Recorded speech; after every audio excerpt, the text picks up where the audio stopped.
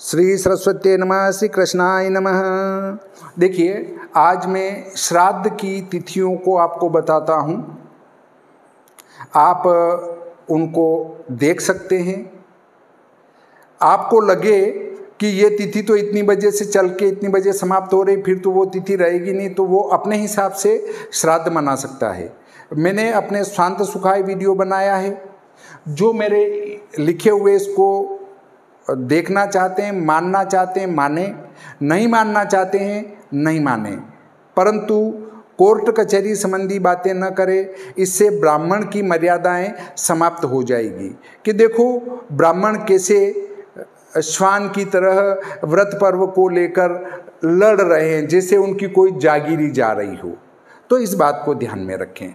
बाकी कोर्ट कचहरी की धमकी देने वाले भी ये ध्यान रखें कि अगर आप दूसरे को रगड़ोगे तो आपको भी तो रगड़ाना है।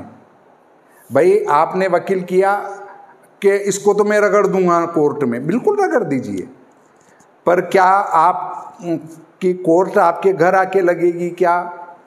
कोर्ट में अर्थात न्यायालय में तो आपको भी जाना ही पड़ेगा। इसलिए कभी यो ना सोचे कि मैं उसका रगड़ा लगा दूंगा, नहीं लगेगा, सबको लगेगा, आपको भी लगेगा।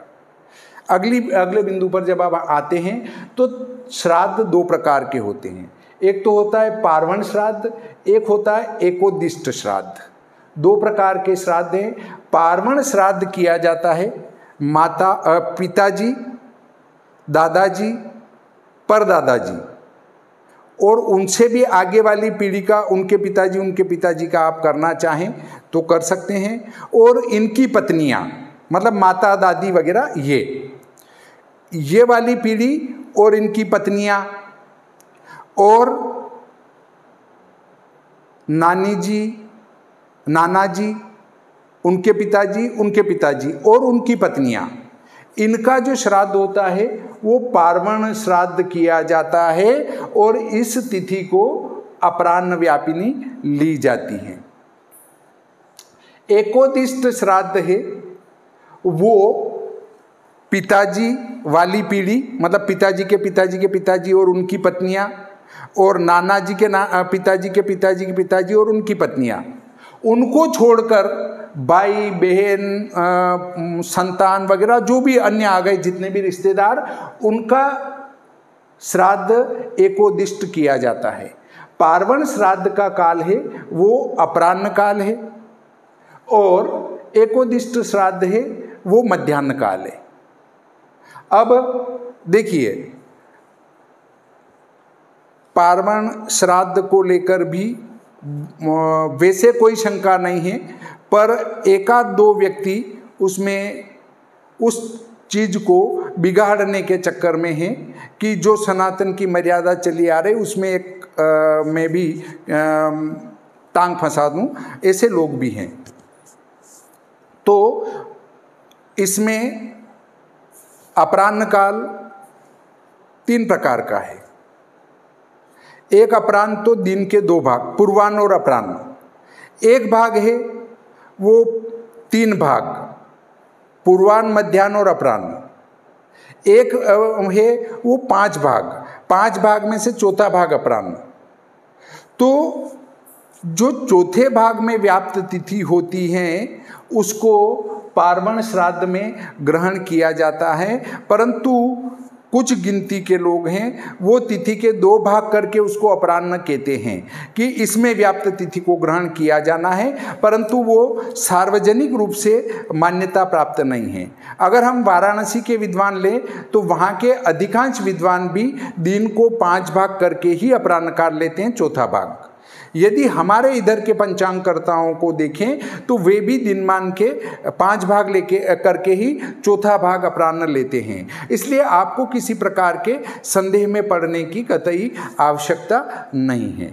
फिर भी यदि कोई कहे कि नहीं साहब आपने गलत लिखा है, तो आप अपने स्तर से जब चाहें तब इसको मना सकते हैं। मेरी इसमें कहीं कोई ज़बरदस्ती नहीं है। आप सब स्वतंत्र हैं, भारत स्वतंत्र हैं और सबको स्वतंत्रता का अधिकार दिया गया है। मैं जो बता रहा हूँ उससे 1 दिन पूर्व, 2 दिन पूर्व, उस दिन 1 दिन बाद, 2 दिन बाद आप श्राद्ध मना सकते हैं।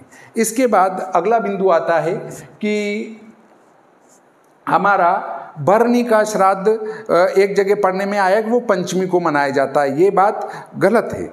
भरनी का श्राद्ध जब आपका भरनी नक्षत्र होगा उसी दिन भरनी का श्राद्ध मनाया जाएगा। भरनी का श्राद्ध इस वर्ष जो आने वाला है वो 21 सितंबर चौथ शनिवार को रहेगा।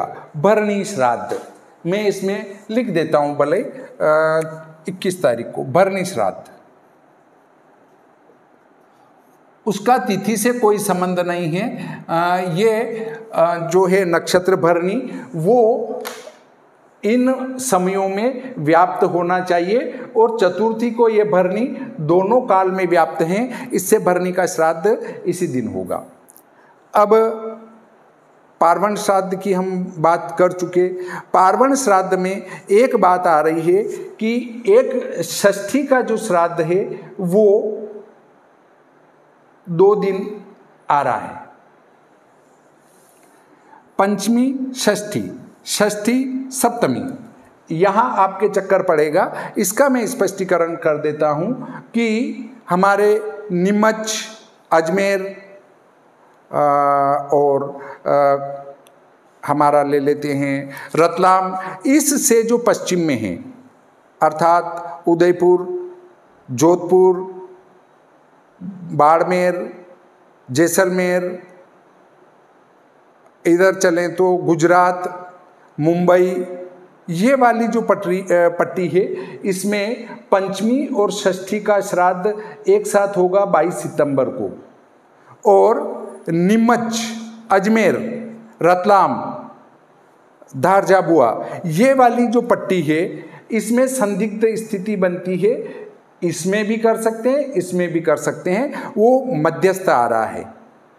अब हम यदि पूर्व में चलें तो झालावाड़, उज्जैन, इंदौर, ऊपर जाएं तो जयपुर, दिल्ली, ये वाली जो पट्टी है उसमें षष्ठी सप्तमी का श्राद्ध एक साथ होगा 23 सितंबर 2024 छठ सोमवार को।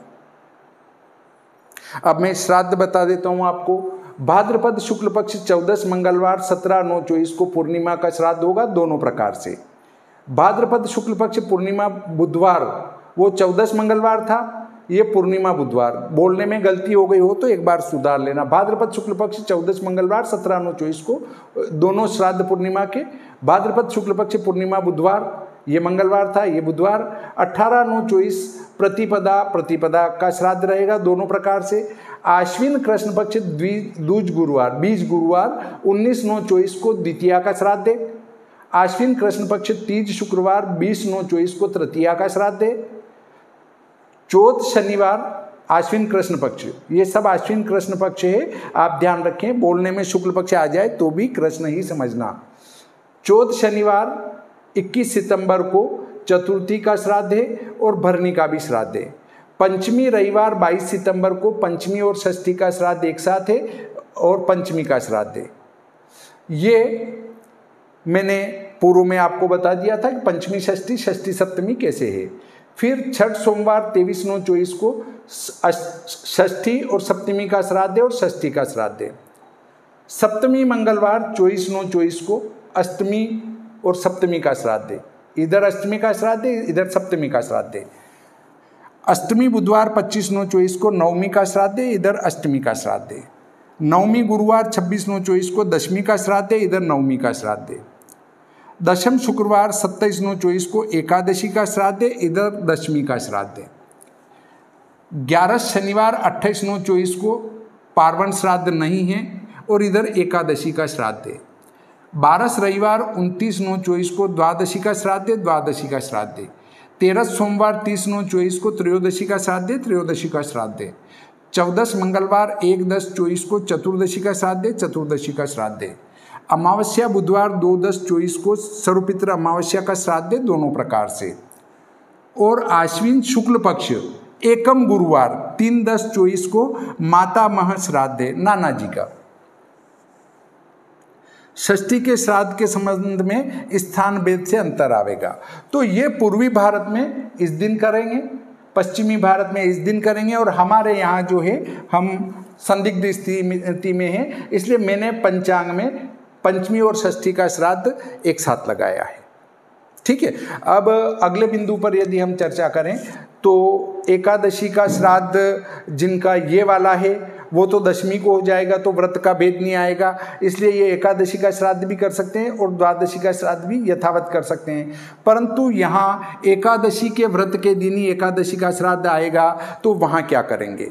तो एकादशी का श्राद्ध द्वादशी को भी कर सकते हैं, सर्वपितृ अमावस्या को भी कर सकते हैं।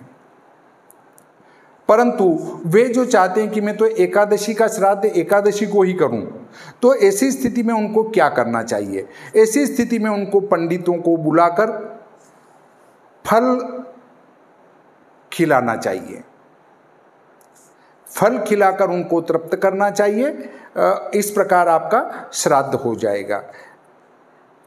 या आपने कोई भोजन बनाया है तो वो सूंघ सकते हैं, भोजन नहीं करेंगे वो आपके यहाँ, फल तो भरपेट करा दे और आपने कोई बनाया है तो वो उनको सूंघा दीजिए, बस इतना कर सकते हैं। अब चतुर्दशी को मृतक का श्राद्ध भी, साधारण मृत्यु वाले का श्राद्ध भी द्वादशी या अमावस्या को करने का विधान है। उस दिन जितने भी किसी भी तिथि में कोई किसी घटना से मृत्यु को प्राप्त हुआ है उनका श्राद्ध 14 मंगलवार 1 अक्टूबर को ही होगा। परंतु चतुर्दशी का श्राद्ध द्वादशी को हो जाएगा या अमावस्या को भी कर सकते हैं। और कभी भी आप कोई श्राद्ध चूक जाते हैं, नहीं कर पाते हैं, तो उसका श्राद्ध सर्वपितृ अमावस्या को कर सकते हैं। सारे पितृ देवता उस श्राद्ध को ग्रहण करेंगे। तो ये थी श्राद्ध से संबंधित जानकारी।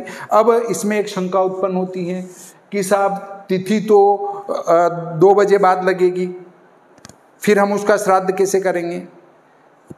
भाई आपका एकादशी का व्रत लिखा है और उस दिन एकादशी सुबह मान लो 1 घटी है, तो क्या उसके बाद आप भोजन कर लेते हैं? नहीं करते हैं, उसको पूरे 24 घंटे उपवास रखते हैं। उसी प्रकार उस अपराह्न काल में जो तिथि आ जाती है उसको उस दिन व्याप्त मान लिया जाता है। अगर आप उसमें पहले भी, अब मुख्य जो उसका काल है वो तो अपराह्न काल है, फिर भी यदि आप चाहते हैं कि नहीं मैं तो पहले ही मना लूँ, दिन में मना लूँ, सुबह मना लूँ, तो उस अपराह्न काल में आने वाली तिथि उस दिन व्याप्त मान ली गई है, इसलिए आप उस तिथि का श्राद्ध उस दिन में, दिन भर में कभी भी कर सकते हैं।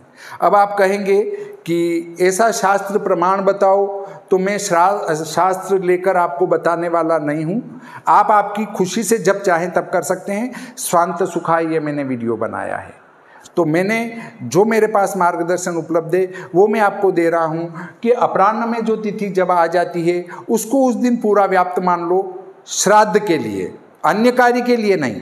सिर्फ श्राद्ध में जो अपराह्न में आ गई है तिथि उसको उस दिन व्याप्त मानकर उसका श्राद्ध उस दिन कर लो, बस।